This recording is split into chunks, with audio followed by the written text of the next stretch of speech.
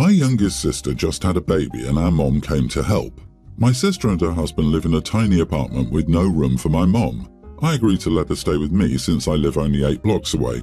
It's walkable. I plan to Uber her over in the morning and pick her up after work. I only eat 1 meal a day during the week, supper. I have coffee for breakfast and some fruit for lunch. On Saturday I treat myself to a good breakfast. On Sundays I take the woman I'm dating for brunch.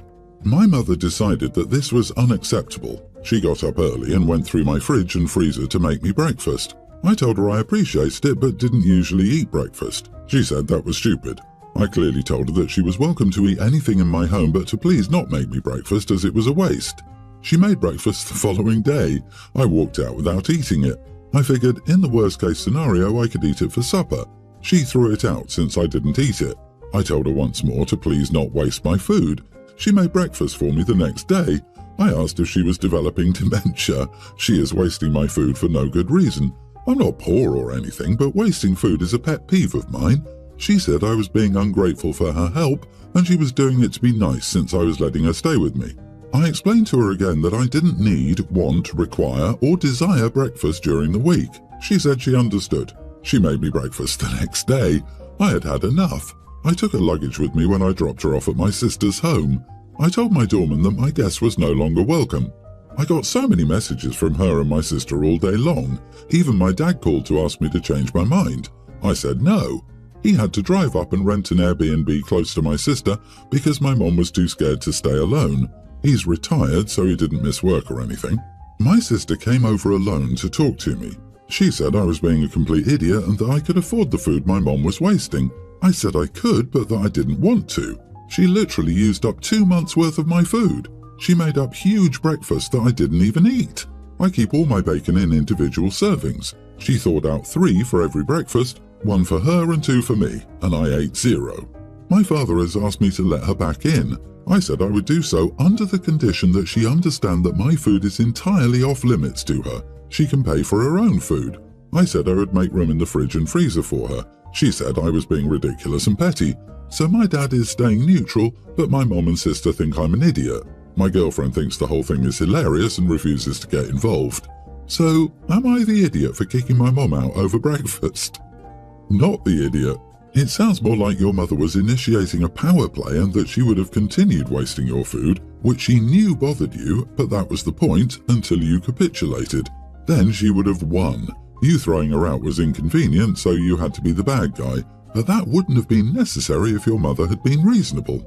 People tend to take the easier route, and asking a reasonable person to capitulate is much easier than asking an unreasonable person to be reasonable. I'm pretty sure that the rest of the family bends to this behavior of hers just to not have the drama she goes into. Entirely too common. Now she can sort out her living situation herself, since she clearly doesn't care to show some respect to you when you've kindly let her stay with you and already tried to explain your issues, which she refused to listen to. The dementia comment was gold, by the way. What would they say if you bought her a nice gentleman to date when you visited her house? She doesn't need one or probably even want one, but you've decided she doesn't get to decide for herself, so you will keep doing it. Maybe you should find a nice girl for your father too. Of course, that would be ridiculous. So's your mother. She's boundary stomping. And your girlfriend is one smart lady, amused and smart enough to say it's not my circus. My sister gave birth to my nephew in January, and she gave him a name that I dislike, which is Philip. The two of us have always been so close, and we always swore we would be honest with each other when asked. That has always been our relationship.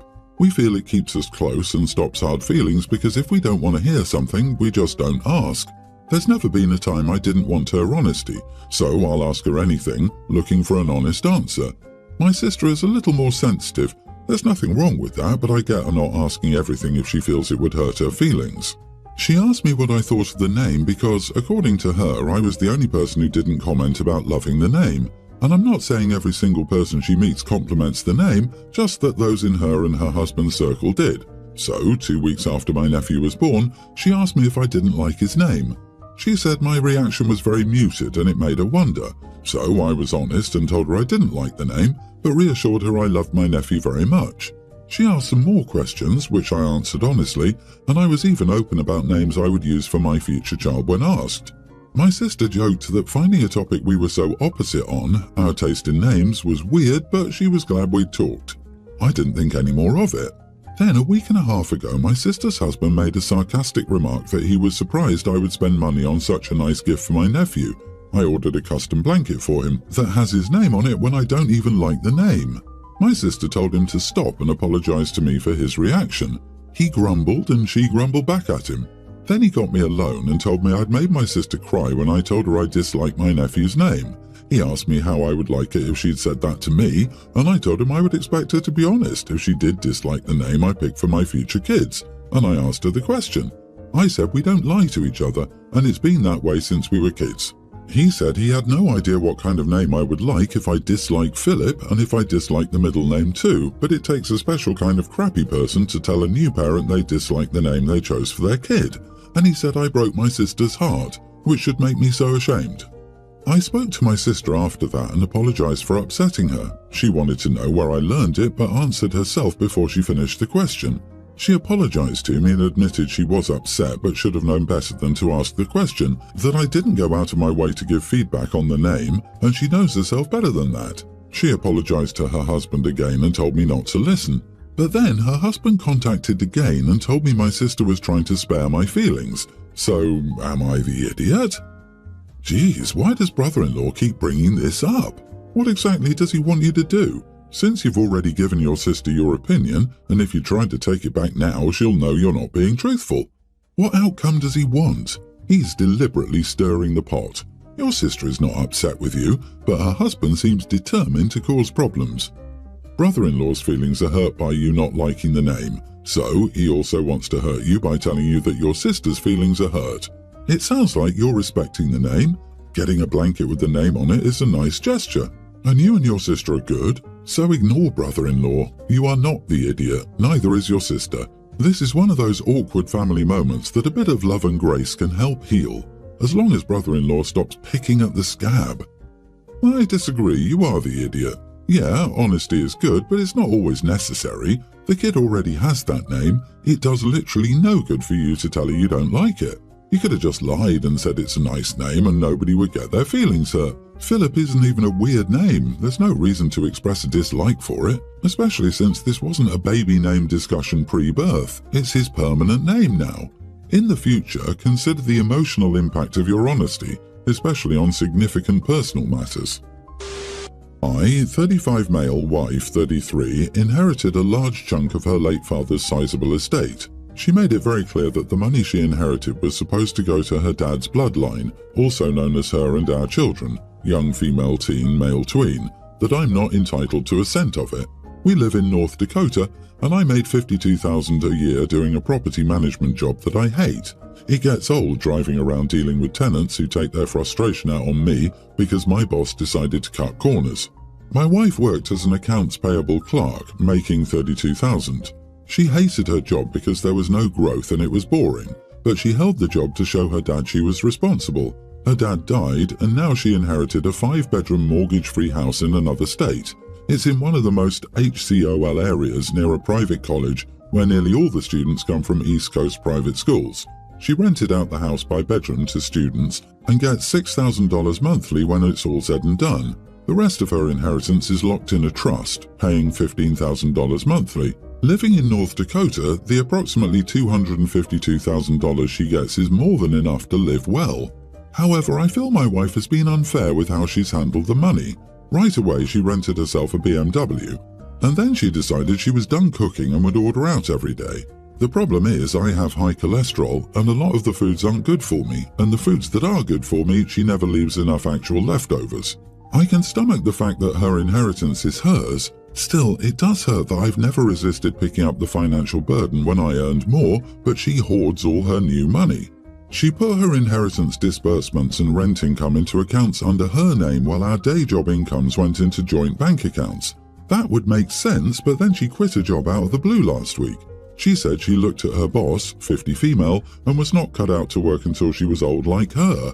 She wants to pursue her photography passion, but doesn't want to earn money from it. So she quit. But the problem is that she quit because she gets $250,000 plus, basically effort-free.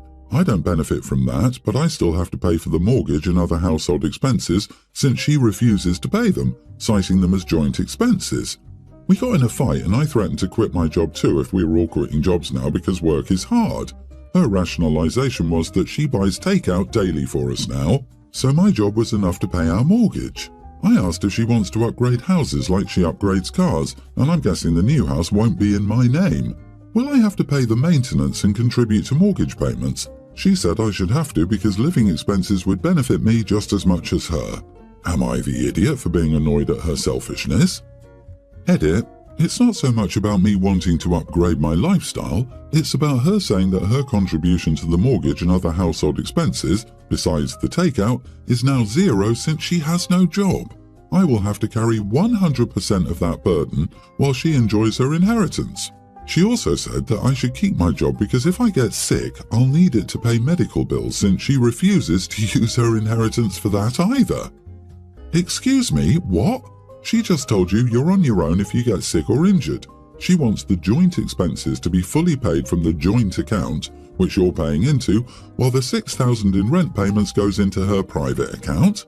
Sounds to me like that should count as joint income while the trust fund's monthly payment remains inheritance territory. So probably not the idiot because I think you're getting the short end of the stick here. There's no way I would stay married to someone who treated me like that.